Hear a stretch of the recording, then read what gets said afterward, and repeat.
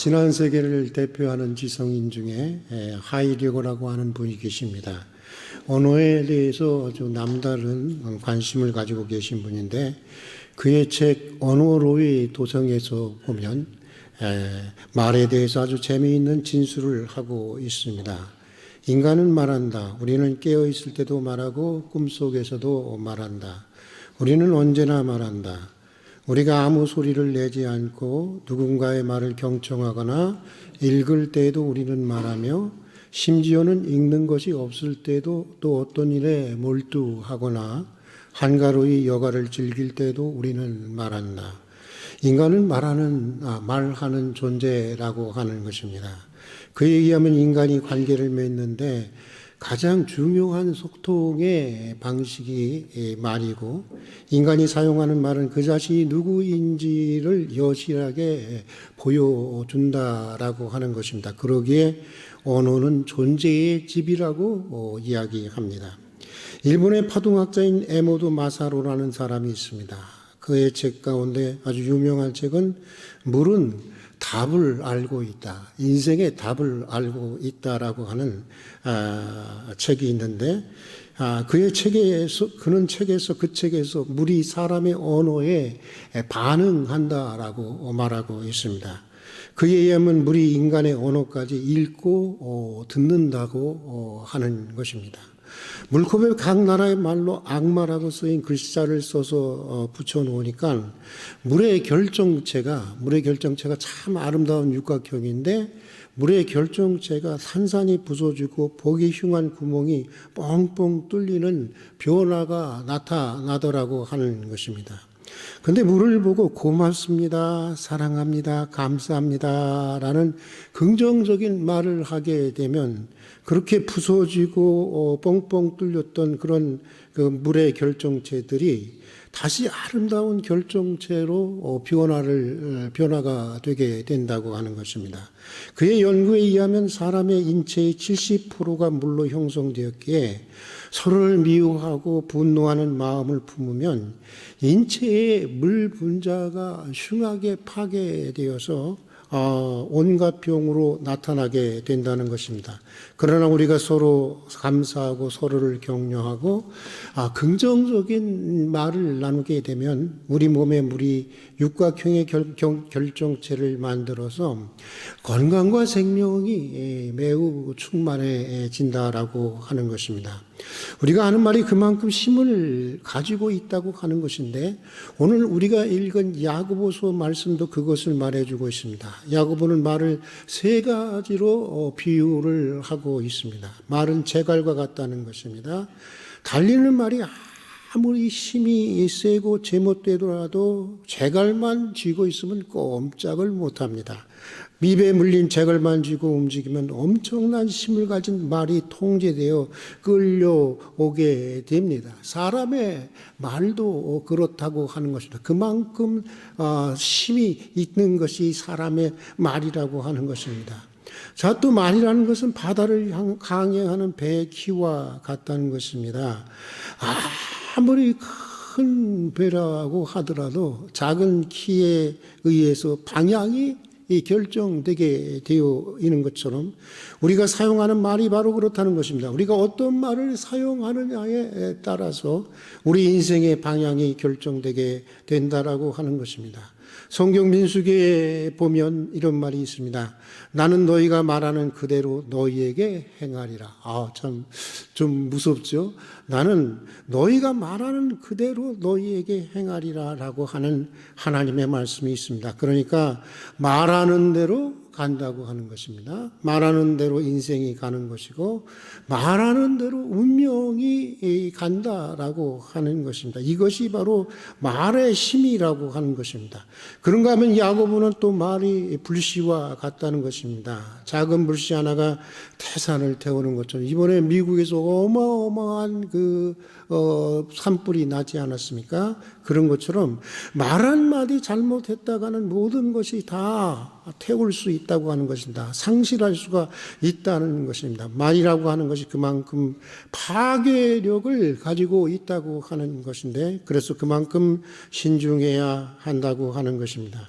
그래서 성경 잠언에서도 이렇게 말하고 있습니다. 의인의 입은 생명의 샘이라도 악인의 입은 독을 머금는다. 의인의 입은 생명의 샘이라도 악인의 입은 독을 머금는다. 여기서 참 흥미로운 것은 의인과 악인을 결정하는 기준이라고 하는 것이 바로 입이라고 하는 것입니다. 눈이 아닙니다. 코가 아닙니다. 귀가 아닙니다. 바로 입이 기준이라고 하는 것입니다. 정확히는 그 입에서 나오는 사람들의 말이 바로 의인과 악인을 가르는 기준이라고 하는 것입니다. 그 사람이 누구인지를 알기 위해서는 입을 주목해 보라는 것입니다. 그 사람이 어떤 말을 주로 하고 사느냐를 보면 그 사람이 어떤 인물인지가 이를 알게 된다라고 하는 것입니다. 의인의 말은 생명의 샘이라는 것입니다. 의인은 사람을 살리는 말을 한다는 것입니다. 용기를 줍니다. 희망을 줍니다. 격려합니다. 또 바른 길로 인도해 주는 말을 한다는 것입니다. 그러나 악인의 입은 독을 머금었다는 것입니다. 악인은 사람을 죽이는 말을 한다는 것입니다. 상처를 줍니다. 낙담케 합니다. 시험에 빠지게 합니다. 아첨을 합니다. 파멸의 길로 인도한다라고 하는 것입니다. 언젠가 말씀드린 적이 있는데 미국의 현대 작가 데이 셰퍼드는 세 가지 황금문이라는 글에서 사람은 말하기 전에 반드시 이 세 가지 황금문을 통과해야 된다라고 말하고 있습니다. 첫 번째 황금문은 내가 하고자 하는 말이 과연 진실인가, 과연 정직한 말인가, 과연 사실인가입니다. 내가 하는 말에 거짓이 없고 내가 하는 말이 부풀리거나 왜곡되거나 편견에 사로잡힌 말이 아닌가라고 하는 문을, 그 질문의 문을 반드시 통과해야 한다라고 하는 것입니다. 두 번째 황금문은 이것입니다. 내가 하는 말이 상대방의 상황을 깊이 배려해서 나오는 적합한 말인가 하는 것입니다. 여러분, 아무리 옳고 진실한 말이라고 하더라도 상대방을 격분하게 하고 상처를 주고 낙심케 하는 좋은 말임에도 불구하고 옳은 말임에도 불구하고 그런 말들이 상심을 시키고 상처를 주고 낙심시키는 말이 있습니다. 욥의 세 친구의 말이 그랬습니다. 나름 옳은 말이었습니다. 모두가 다 성경에 나오는 하나님의 말씀을 가지고 욥에게 얘기를 했습니다. 그런데 그것이 고난받는 욥에게는 더 큰 상처와 절망으로 다가왔다고 하는 것입니다. 가만 보면 자녀들에게 하는 우리 부모들의 말도 그렇습니다. 부모는 대화를 한다고 하는데 아이들의 입장에서 물어보니까 아이들은 대화라고 하는 것은 부모가 대놓고 화를 내는 게 대화라고 합니다. 옳은 말을 어떻게 우리 부모님들에게 받은 은사들이 있어요. 저도 그런 은사를 받았는데 옳은 말을 어떻게 그렇게 기분 나쁘게 하는 은사들이 있는지 모르겠어요. 참, 그렇게 받았는지 부부 간에도 그렇고 형제 간에도 그렇고 이웃 간에도 그런 경우가 많이 있습니다. 그러니 나름 하나님 말씀을 하고 옳은 말을 한다고 하지만 상대방의 경우는 감정이 상해서 그 말을 듣지 않는 것입니다. 그것이 옳은 말인지를 알고 있어요. 그러나 들으려고 하지 않는 것입니다. 자, 또 세 번째 황금문은 내 말이 진심으로 사랑을 담아서 하는 말인가, 진실로 애정을 담아서 하는 말인가입니다. 데이 셰퍼드의 황금의 문은 말에 관해서 깊은 통찰과 우리에게 지혜를 담고 있는데, 여러분이 이 세 가지 황금문을 통해서 나오는 말이야말로 사람을 살리는 말인 것이고 또 의인의 말인 것입니다.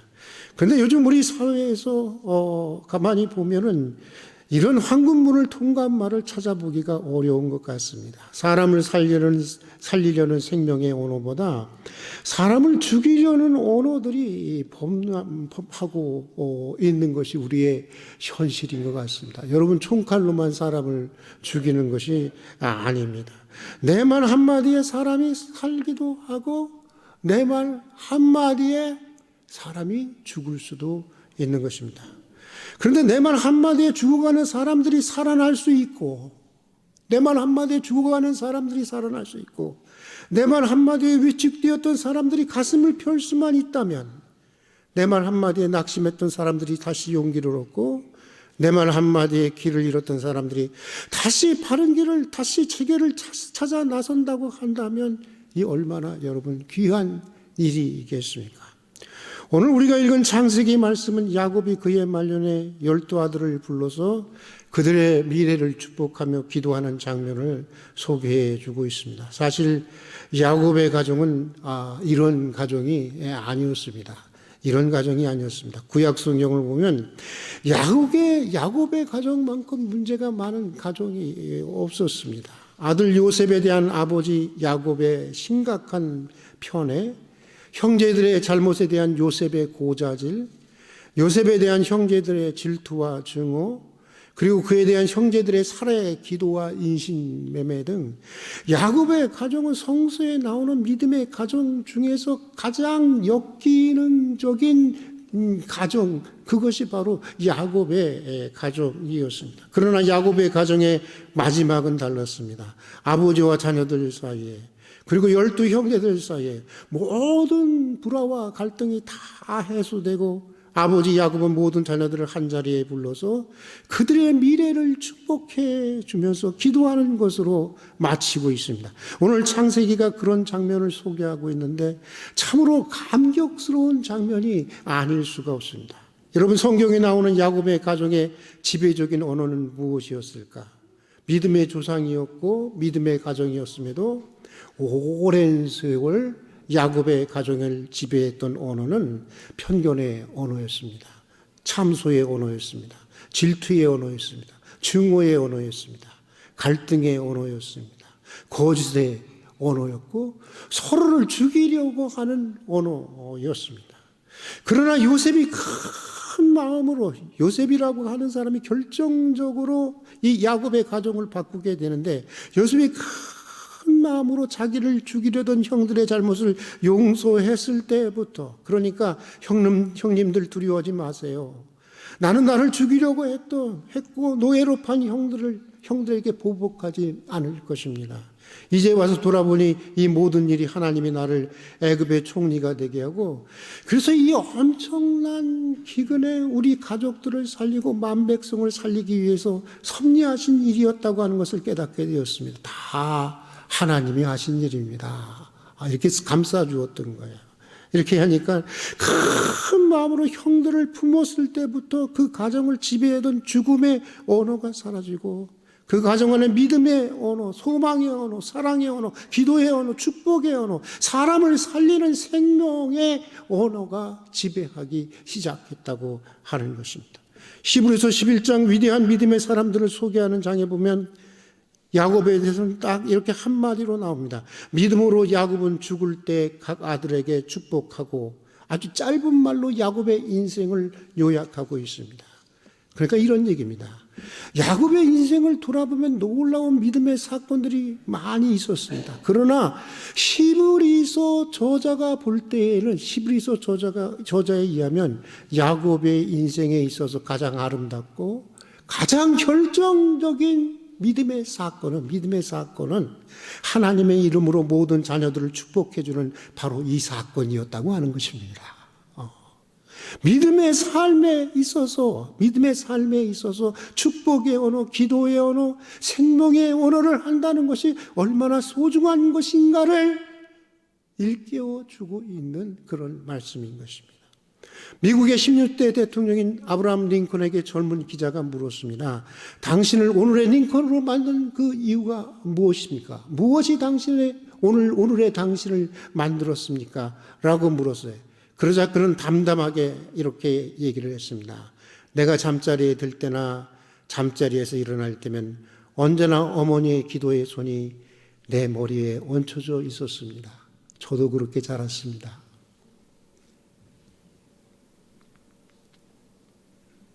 그리고 어머니의 기도는 언제나 나를 격려하는 축복으로 넘쳐 있었습니다.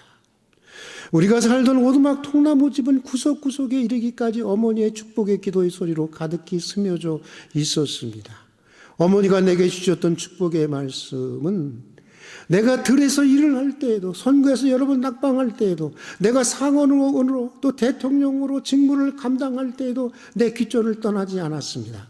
오늘의 나를 만든 것은 축복하는 어머니의 기도 소리였습니다. 어머니의 그 축복의 기도가 오늘의 나를 만든 것입니다. 저도 그렇게 고백할 수 있을 것 같습니다.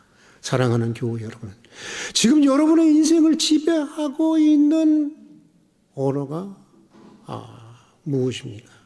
지금 여러분의 가정을 지배하고 있는 언어는 무엇입니까? 세 가지 황금문을 통과한 언어입니까? 생명의 언어입니까? 아니면 죽음의 언어입니까? 어떤 언어가 지배하고 있는 인생이냐? 어떤 언어가 지배하고 있는 가정이냐가 그 인생과 그 가정의 축복과 저주를 결정한다고 해도 과언이 아닌 것입니다. 모든 가족들이 모이는 설을 맞이해서 우리 교우들의 가정에 야곱의 가정과 같이 생명의 언어가 넘치는 가정이 될 수 있기를 주님의 이름으로 축복합니다. 최고 경영자 예수라는 책을 써서 유명해진 로즈베리 존스라고 하는 사람인 그의 쓴 책에서 이렇게 얘기하고 있습니다. 이분이 쓴 책 다른 건 다 잊어먹어도 좋아요. 그런데 단 한 구절, 이 구절만은 우리가 꼭 기억해야 할 구절이 있었습니다. 바로 이것입니다. 자녀들에게 억만금의 재산보다 단 한 줄의 축복의 예언을 물려주라. 우리 한번 따라서 합시다. 자녀들에게 억만금의 재산보다 단 한 줄의 축복의 예언을 물려주라. 여러분, 전곡을 찌르는 말입니다. 야곱처럼 우리도 우리 자녀들에게 무엇보다 단 한 줄의 축복의 예언, 축복의 기도를 물려주는 부모가 될 수 있기를 주의 이름으로 축복합니다. 하나님의 이름으로 날마다 우리 자녀들을 축복하면서 아이들의 머리에 손을 얹고 기도하면서 하나님이 그들의 하나님이 되도록 기도하는 가정이 되기를 주의 이름으로 축복합니다. 우리 함께 기도하겠습니다. 사랑하는 주님, 우리의 말이 사람을 살리는 말이 되게 해 주시옵소서. 독소를 버리고 생명의 생 같은 의인의 입이 되게 해 주시옵소서. 음력설을 맞아서 죽음의 언어가 지배하던 가정이 비원하여서 생명의 언어가 지배하는 가정이 된 야곱의 가정과 같은 그런 가정들이 되게 해 주시옵소서. 예수님 이름으로 기도드립니다. 아멘. 우리 활빈 가족 수신단을 함께 보도록 하겠습니다. 저희 교회 처음 오신 분들을 진심으로 환영하고요. 등록을 원하시는 분은 예배 후에 안내를 받아서 등록해 주시기를 바랍니다. 오늘 이렇게 전교인 아무래도 설날이고 그래서 전교인 통합 예배로 드렸습니다. 그리고 새벽 기도에 성경 통독을 위한 새벽 기도에 우리가 새 번역으로 지금 계속 읽어 나가고 있습니다. 하루에 3장 내지 5장을 읽어 나가고 있는데 그냥 이렇게 몇 줄 읽고 하는 설교를 하는 것도 은혜롭지만 또 여러 장을 읽어 나가면서 여러 말씀을 우리가 함께 마음에 새긴다고 하는 것이 굉장히 또 새롭더라고요. 여러분들 많이 참여해 주시고 집에서도 여러분들이 하루에 5장씩 꼭 읽어서 함께 우리가 올 한 해 꼭 성경을 우리 전교인이 한번 통독할 수 있는 그런 기회가 되었으면 참 좋겠습니다. 그리고 1일 재직 수련회 겸 부흥회가 2월 9일 11시 예배에 있습니다. 강사는 이미 말씀드린 대로 태수철 목사님, 이진법 선교회 대표시고 참 기대해도 여러분 참 좋은 목사님이시고요. 하여간에 우리 오시는 강사님을 위해서도 기도하지만 우리도 또 은혜 받기 위해서 참 기도하는 시간이 되었으면 좋겠고요. 오늘 이렇게 보면 강사 얼굴이 보이죠? 여러분들 이렇게 받으신 것 같아요. 4장인가 이렇게 있잖아요. 아주 좋은 학자이면서 동시에 아주 훌륭한 목회자입니다. 여러분들 정말 위해서 기도해 주시고 또 주변에 또 가족들 간에 참 이렇게 믿지 않는 분들에게 한번 초대할 수 있는 그런 기회가 될 수 있기를 바랍니다. 그리고 설 명절 가정 예배 순서지가 준비되어 있습니다.